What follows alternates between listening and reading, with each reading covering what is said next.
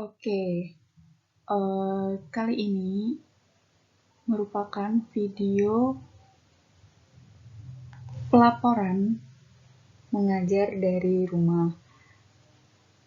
Program ini diselenggarakan oleh Kementerian Pendidikan dan Kebudayaan Republik Indonesia. Dan sebelumnya perkenalkan terlebih dahulu, saya Siva Nuril Aulia dengan NIM K8418067 dari Universitas 11 Maret Surakarta. Oke, yang pertama mengenai Merdeka Belajar, yaitu Kampus Merdeka. Sebenarnya apa sih Merdeka Belajar? Merdeka Belajar sendiri adalah memberi kebebasan dan otonomi kepada lembaga pendidikan dan merdeka dari birokratisasi. Dosen dibebaskan dari birokrasi yang berbelit, serta mahasiswa diberikan kebebasan untuk memilih bidang yang mereka sukai.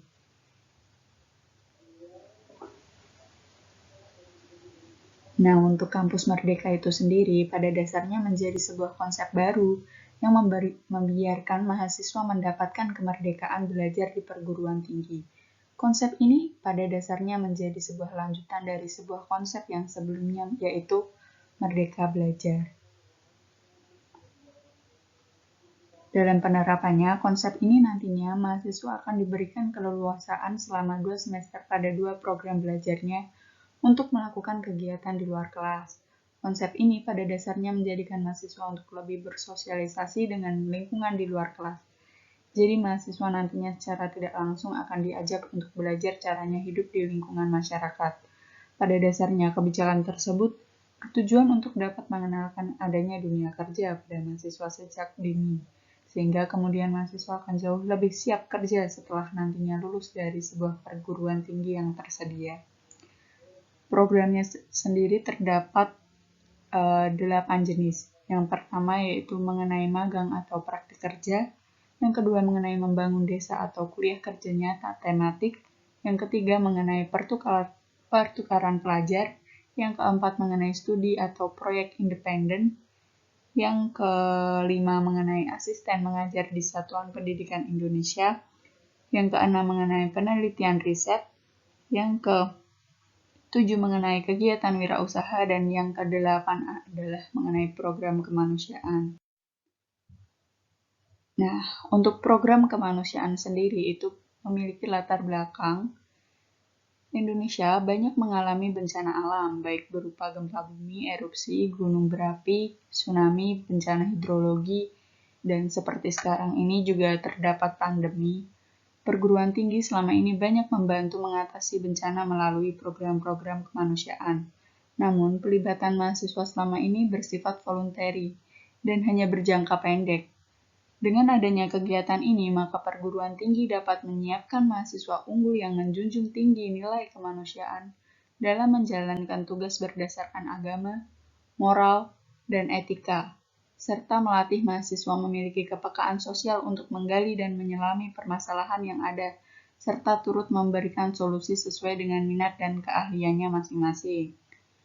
Tujuannya, pertama, menyiapkan mahasiswa unggul yang menjunjung tinggi nilai kemanusiaan dalam menjalankan tugas berdasarkan agama, moral, dan etika. Yang kedua, melatih mahasiswa memiliki kepekaan sosial untuk menggali dan menyelami permasalahan yang ada, serta turut memberikan solusi sesuai dengan minat dan keahliannya masing-masing. Nah, melalui program kemanusiaan tadi, turunlah sebuah program yang dinamakan dengan mengajar dari rumah atau yang disingkat dengan MDR, yang memiliki latar belakang yaitu pandemi COVID-19 ini mengubah seluruh aspek dalam kehidupan manusia, tak terkecuali dalam hal pendidikan. Pemerintah menerapkan kebijakan pembelajaran jarak jauh atau yang disingkat dengan PJJ.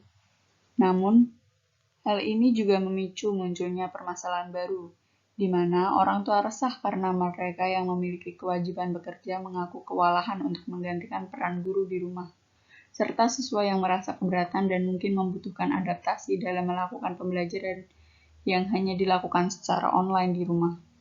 Untuk menjawab persoalan pembelajaran tersebut, maka muncullah program mengajar dari rumah.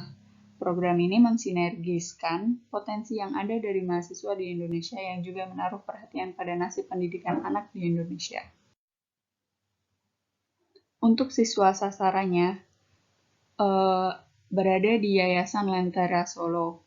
Yayasan ini merupakan rumah singgah bagi anak-anak penderita HIV atau AIDS. Yayasan ini terdiri dari kurang lebih sekitar 20 anak dengan usia dan jenjang pendidikan yang variatif, mulai dari bayi sampai sudah menduduki bangku SMP. Sesuai dengan namanya, yayasan ini didirikan sebagai penerang dan harapan bagi anak-anak tersebut. Dikarenakan minimnya pengurus dan pengasuh sekolah daring mereka kurang diperhatikan, sehingga saya beserta beberapa teman volunteer lainnya memutuskan untuk menjadikan yayasan ini sebagai tempat kita untuk melaksanakan program mengajar dari rumah. Untuk tujuan mengajar dari rumah sendiri adalah yang pertama, membantu anak-anak Lentera dalam belajar yang adaptif di tengah pandemik. Yang kedua, memberikan semangat dan wawasan untuk anak-anak Lentera. Yang ketiga, membantu para pengasuh yayasan dalam mendampingi mereka menjalani sekolah daring. Metode pengajaran yang dipakai dalam program mengajar dari rumah ini adalah bisa dikatakan beraliran empirisme. Aliran empirisme sendiri merupakan salah satu teori dalam aliran dunia pendidikan klasik. Teori empirisme yang berfokus pada suatu stimulasi eksternal selama perkembangan manusia. Jika dikerucutkan lagi berkaitan dengan anak-anak dalam teori empirisme merupakan fokus yang meyakini bahwa anak-anak dalam perkembangannya bergantung pada lingkungan, dan pembawaan seorang anak berasal dari lahir dianggap tidak begitu penting. Dalam proses mengajar, sesuai yang ada dalam teori empirisme, pengajar harus bisa menstimulasi peserta didik agar mau aktif selama kegiatan belajar mengajar. Selama penerapan teori ini, peserta didik mampu menerima stimulus tersebut dengan baik. Selama penerapannya, banyak sekali peningkatan yang terjadi. Hampir semua peserta didik bisa memberanikan diri untuk bertanya. Walaupun pengajar harus menanyakan pada peserta didik terlebih dahulu untuk memantiknya. Dalam pelaksanaannya, pengajar akan memberikan waktu kepada peserta didik mengerjakan tugas rumahnya ataupun melengkapi tugas yang belum dijawab. Pengajar selalu aktif melihat dan mengoreksi tugas peserta didik di akhir mengajar, menanyakan materi mana yang belum paham. Jika ada, pengajar akan menjelaskan secara detail kepada peserta didik hingga mereka memahaminya. Sangat terlihat jelas pembelajaran yang dilakukan secara satu arah dan pengajar sangat aktif pada peserta didiknya. Berikut ini merupakan lampiran dokumentasi. Yang pertama itu pada Senin 5 Oktober 2020. Untuk hari kedua dilakukan pada Selasa 6 Oktober 2020. Pada hari ketiga dilaksanakan pada Rabu 7 Oktober 2020. Dan yang keempat, Selasa 13 Oktober 2020, Rabu 14 Oktober 2020, Kamis 15 Oktober 2020, Senin 19 Oktober 2020, Kamis 22 Oktober 2020, Jumat 3 Oktober 2020, Selasa 27 Oktober 2020, Rabu 28 Oktober 2020, Kamis 29 Oktober 2020, Selasa 3 November 2020, Rabu 4 November 2020, Kamis 5 November 2020, Senin 9 November 2020, Selasa 10 November 2020, Rabu 11 November 2020, Senin 16 November 2020, Selasa 17 November 2020, Rabu 18 November 2020, Selasa 24 November 2020, Rabu 25 November 2020, Kamis 26 November 2020, Rabu 2 Desember 2020, Kamis 3 Desember 2020, Jumat 4 Desember 2020, Senin 7 Desember 2020, Rabu 9 Desember 2020, Jumat 11 Desember 2020, Senin 14 Desember 2020, Selasa 15 Desember 2020, Rabu 16 Desember 2020, Rabu 23 Desember 2020, Kamis 24 Desember 2020, dan Jumat 25 Desember 2020.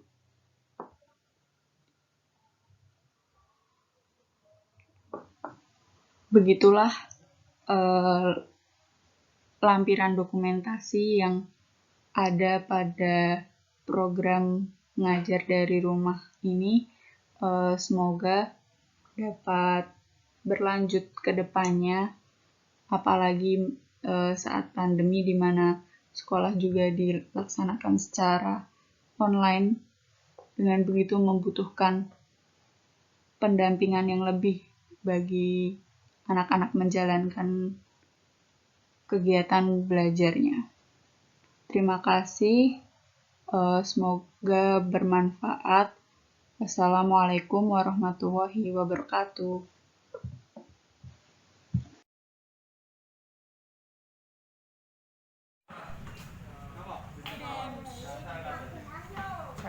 Lagi perfect.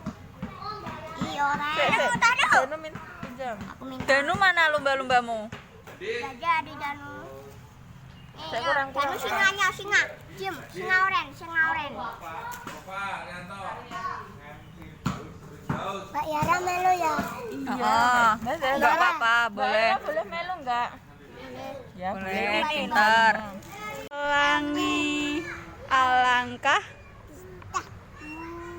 merah kuning di langit yang biru, pelukismu siapa ge? Pelangi ciptaan mantap.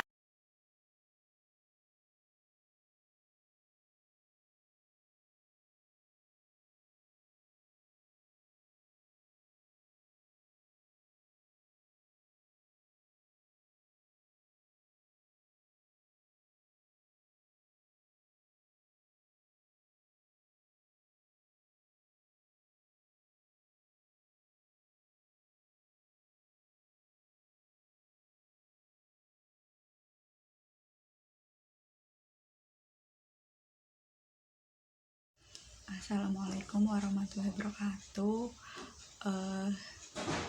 Saya Siva Nuril Aulia dari Prodi Sosiologi Antropologi FKIP Fakultas Keguruan Ilmu Pendidikan Universitas 11 Maret Surakarta. Ingin memberikan sedikit pesan dan kesan mengenai program mengajar dari rumah yang diinisiasi oleh Kementerian Pendidikan dan Kebudayaan Republik Indonesia. Baik, untuk kesannya sendiri itu sangat menyenangkan karena saya sendiri dapat memiliki pengalaman sebelum bisa memasuki dunia kerja secara langsung. Jadi saya memiliki pengalaman untuk mengajar, apalagi di tengah pandemi di mana tantangannya sangat banyak sekali. Terus dari sana juga mendapatkan kawan baru karena dalam kegiatan ini saya juga bekerja sama dengan relawan-relawan yang lainnya. Di sana anak-anaknya juga sangat aktif dan menyenangkan karena memiliki semangat yang tinggi untuk belajar, walaupun di awal mengalami beberapa kendala, namun lambat laun itu dapat teratasi dengan baik. Setelah itu semoga program ini terus berkelanjutan dan dapat menjadi program yang solutif dan adaptif untuk problematika yang dialami pada pembelajaran secara daring di tengah pandemi ini. Sekian, terima kasih. Wassalamualaikum warahmatullahi wabarakatuh.